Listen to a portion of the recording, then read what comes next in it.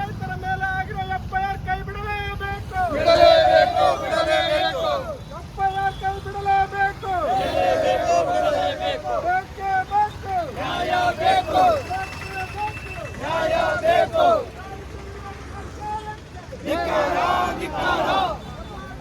ರೈತ ಸಂಘಕ್ಕೆ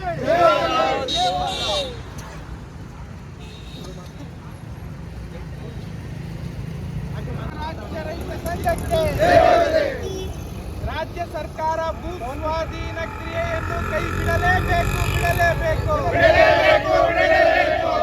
ರೈತರ ರಕ್ತ ಹೀರುತ್ತಿರುವ ರಾಜ್ಯ ಸರ್ಕಾರಕ್ಕೆ ಧಿಕ್ಕಾರ. ರೈತರನ್ನು ಒಕ್ಕಲೆಬ್ಬಿಸುತ್ತಿರುವ ರಾಜ್ಯ ಸರ್ಕಾರಕ್ಕೆ ಧಿಕ್ಕಾರ. ರೈತರನ್ನು ಒಕ್ಕಲೆಬ್ಬಿಸುತ್ತಿರುವ ರಾಜ್ಯ ಸರ್ಕಾರಕ್ಕೆ ಧಿಕ್ಕಾರ.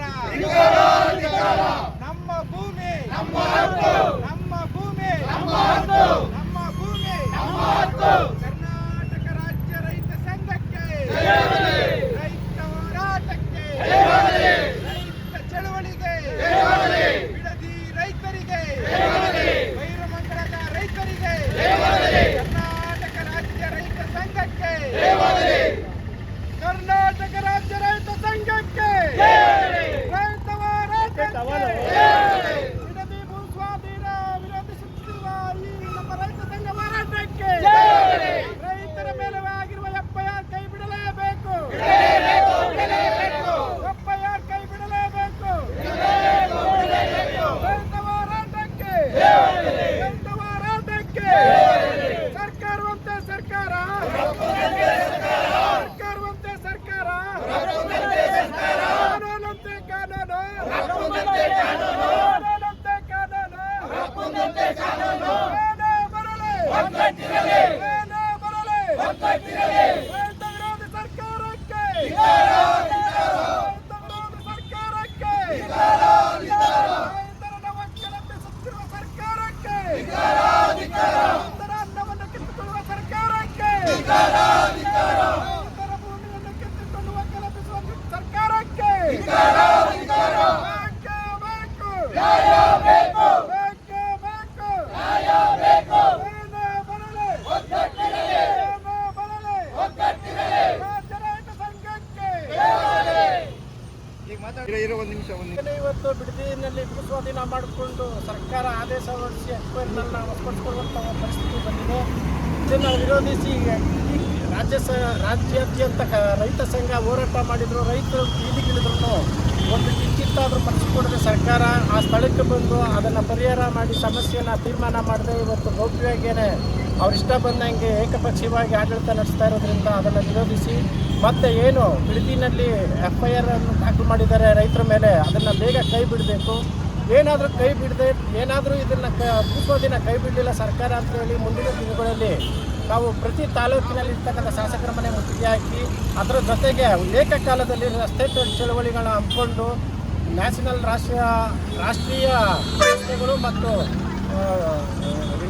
ಎಲ್ಲ ರಸ್ತೆಗಳನ್ನು ಏಕಕಾಲದಲ್ಲಿ ಮುತ್ತಿಗೆ ಮತ್ತು ರಸ್ತೆ ತಡೆ ಎರಡನ್ನು ಮಾಡಬೇಕಾಗಿ ಸಮಯ ಬರಬಾರ್ದು ಅಂತೇಳಿ ನಿಮಗೆ ಹೇಳ್ತಾ ಇದನ್ನು ಬೇಗ ಕೈ ಬಿಟ್ಟು ಒಂದು ನಿರ್ಧಾರಕ್ಕೆ ಬರಬೇಕು ಅಂತೇಳಿ ಈ ಒತ್ತಾಯ ಮಾಡ್ತಾ ಇದ್ದೀವಿ. ಬಂಧುಗಳೇ, ಈಗಾಗಲೇ ಏನು ಸರ್ಕಾರ ಕರ್ನಾಟಕ ರಾಜ್ಯದಲ್ಲಿ ಅದರಲ್ಲೂ ಆನೇಕಲ್ಲು, ಬಿಡದಿ ಅದರಲ್ಲೂ ನಮ್ಮ ಮುಖ್ಯಮಂತ್ರಿಗಳು ಸ್ವಪ್ರತಿಷ್ಠೆಯಾಗಿ ತಗೊಂಡು ರೈತರ ಮಾತಿಗೆ, ರೈತರ ಮನಸ್ಥಿತಿಗೆ ಆಘಾತವನ್ನು ಉಂಟು ಮಾಡ್ತಾ ಅವ್ರ ಮಾತಿಗೆ ಕೊಂಚಿತ್ತೂ ಇಷ್ಟೂ ಕೂಡ ಬೆಲೆ ಕೊಡದೆ ನಡ್ಕೊಳ್ತಾ ಏನು ಒಂದು ಹಿಟ್ಲರ್ ಥರ ನಡ್ಕೊತಾ ಇದ್ದಾರೆ. ಇದನ್ನು ನಾವು ರೈತ ಸಂಘ ವಿರೋಧಿಸ್ತಾ ಇದೆ.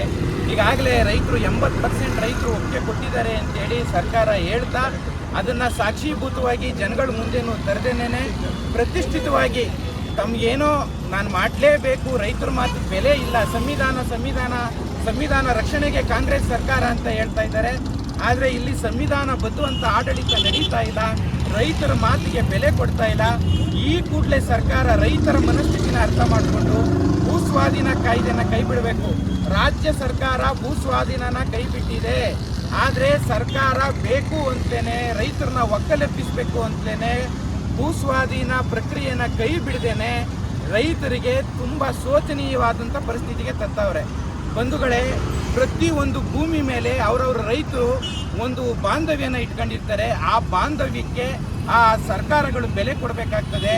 ರೈತರನ್ನ ಎದುರಾಕೊಂಡಂತ ಯಾವ ಸರ್ಕಾರನೂ ಉಳಿದಿಲ್ಲ. ಹಿಂದೊಮ್ಮೆ ಗುಂಡೂರಾವ್ ಸರ್ಕಾರಕ್ಕೆ ನಮ್ಮ ಮತ ಇಲ್ಲ ಅಂತೇಳಿ ಪ್ರಪ್ರಥಮ ಬಾರಿಗೆ ಕರ್ನಾಟಕ ರಾಜ್ಯದಲ್ಲಿ ಕಾಂಗ್ರೆಸ್ ಸರ್ಕಾರನ ಉಳಿಸಿದ್ದಾರೆ. ಇದೇ ರೀತಿಯಾಗಿ ನಮ್ಮ ಸರ್ಕಾರ ರೈತರ ಮನಸ್ಥಿತಿಗಳಿಗೆ ಬೆಲೆ ಕೊಡದೆ ಮುಂದುವರೆದ್ರೆ ಮುಂದೊಂದು ದಿನ ರೈತರನ್ನ ಎದುರಾಕೊಂಡಂತ ಈ ಸರ್ಕಾರನೂ ಉರುಳುತ್ತದೆ. ಅದಲ್ಲದೆ ಈ ಮೊನ್ನೆ ಏನು ಬಿಡದಿಲಿ ಹೊರಕೆಲಿ ರೈತ ಮಹಿಳೆಯರು ಅಧಿಕಾರಿಗಳ ಮೇಲೆ ಹೊಡೆದ್ರು ಅಂತ ಹೇಳಿದರೆ ಆ ಒಂದು ಸನ್ನಿವೇಶನ ಕ್ರಿಯೇಟ್ ಮಾಡುತ್ತೇನೆ ನಮ್ಮ ಸರ್ಕಾರದವರೇ ಆಗಿದ್ದಾರೆ. ರೈತರಿಗೆ ಯಾವುದೇ ಮಾಹಿತಿನ ಕೊಡದೇನೆ ಏಕಾಏಕಿ ಹೋಗಿ ಸರ್ವೆ ಮಾಡ್ಲಿಕ್ಕೆ ಹೋಗಿದ್ದಾರೆ. ಹಾಗಾದ್ರೆ ಯಾವುದೇ ಒಬ್ಬ ಅಧಿಕಾರಿ ಮನೆಗೋ ಒಬ್ಬ ಶಾಸಕರ ಮನೆಗೋ ನಾವು ರೈತರು ಏಕಾಏಕಿ ನುಗ್ಲಿಕ್ಕೆ ಅವಕಾಶ ಕೊಟ್ಬಿಡ್ತಾರಾ? ವಿಧಾನಸೌಧಕ್ಕೆ ನುಗ್ಲಿಕ್ಕೆ ಅವಕಾಶ ಕೊಟ್ಬಿಡ್ತಾರಾ? ಏಕಾಏಕಿ ಹೋಗಿ ಸರ್ವೆ ಮಾಡಿಸಿದ್ದಾರೆ. ಅವಾಗ ರೈತರು ತಾಳ್ಮೆ ಕಳ್ಕೊಂಡು ಕೆಲವೊಂದು ಸಣ್ಣ ಪುಟ್ಟ ಘಟನೆಗಳು ನಡೆದಿದ್ದಾವೆ. ಅದನ್ನ ನಾವು ಸರಿ ಅಂತ ಹೇಳ್ತಾ ಇಲ್ಲ. ಆದರೆ ರೈತರ ಮೇಲೆ FIR ಮಾಡಿ ಮತ್ತೆ ನೀವು ರೈತರನ್ನ ಎದುರಿಸ್ಲಿಕ್ಕೋ ರೈತರನ್ನ ಪ್ರಚೋದಿಸ್ಲಿಕ್ಕೋ ಮಾಡ್ತಾ ಇರುವಂಥ ಪ್ರಕ್ರಿಯೆನ ದಯವಿಟ್ಟು ಕೈ ಬಿಡಬೇಕು. FIRನ ಕೈ ಹಿಂದಕ್ಕೆ ತಗೋಬೇಕು. ಭೂಸ್ವಾಧೀನ ಕ್ರಿಯೆಯನ್ನು ಕೈ ಬಿಡಬೇಕು. ಕೊಡೋರು ಕೊಡಲಿ, ಆದರೆ ಕೊಡದೇ ಇರೋರನ್ನ ಬಲವಂತವಾಗಿ ನಾವು ಕಿತ್ಕೊಳ್ಳೋದು ದಯವಿಟ್ಟು ಬೇಡ. ಅದೇ ರೀತಿ ಆನೇಕಲ್ಲಲ್ಲೂ ಕೂಡ ನಾವು ಆನೇಕಲ್ ರೈತರ ಪರವಾಗೂ ಇದ್ದೀವಿ. ಕರ್ನಾಟಕ ರಾಜ್ಯದಲ್ಲಿ ಭಾರತ ದೇಶದಲ್ಲಿ ಯಾವುದೇ ರೈತನಿಗೆ ಸಮಸ್ಯೆ ಆದ್ರೂ ರಾಜ್ಯ ರೈತ ಸಂಘ ಪ್ರತಿಕ್ರಿಯಿಸ್ತದೆ. ರಾಜ್ಯ ರೈತ ಸಂಘ ರೈತ ಪರವಾಗಿರ್ತದೆ. ಇವತ್ತು ನಾವು ಏನು ಸಾಂಕೇತಿಕವಾಗಿ ಮಾಡಿದ್ದೀವೋ ಮುಂದೊಂದು ದಿನ ಹಳ್ಳಿಗೂ ನಮ್ಮ ನಾಯಕರೆಲ್ಲರೂ ಸೇರಿ ಹಳ್ಳಿಗೂ ಹೋಗಿ ಪ್ರಚಾರ ಮಾಡಿ ರೈತರುಗಳನ್ನೆಲ್ಲ ಒಗ್ಗೂಡಿಸಿ ಈ ಸರ್ಕಾರ ಏನಾದರೂ ರೈತರಿಗೆ ಪ್ರತಿಸ್ಪಂದಿಸದೆ ಹೋದರೆ ನಾವು ಮುಂದೆ ದೊಡ್ಡ ಹೋರಾಟನೇ ಮಾಡ್ತೀವಿ. ಮುಂದೊಮ್ಮೆ 1987ರಲ್ಲಿ ಕನಕಪುರ ತಾಲೂಕಿನಿಂದನೇ ಜೈಲು ಬರೋ ಚಳುವಳಿ ಆಗಿತ್ತು.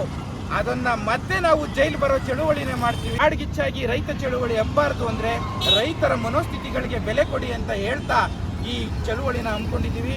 ಈ ಚಳುವಳಿಗೆ ಸಹಕಾರ ಕೊಟ್ಟಂತ ಎಲ್ಲರಿಗೂ ವಂದಿಸ್ತಾ ನಾವು ಈ ಮಾತನ್ನ ಮುಗಿಸ್ತಾ ಇದ್ದೀನಿ. ಜೈ ಜವಾನ್ ಜೈ ಕಿಸಾನ್. ಚಂದ್ರು ಅಂತ ವಿರುದ್ಧ ಈ 565 ದಿವಸದಿಂದ ಹೋರಾಟ ಮಾಡ್ತಾ ಇದ್ದೀವಿ. ಆದರೂ ಸರ್ಕಾರ ಏನು ಸ್ಪಂದಿಸಿಲ್ಲ. ಅದರ ಪ್ರಕಾರ FIR ಆಗಿದೆ.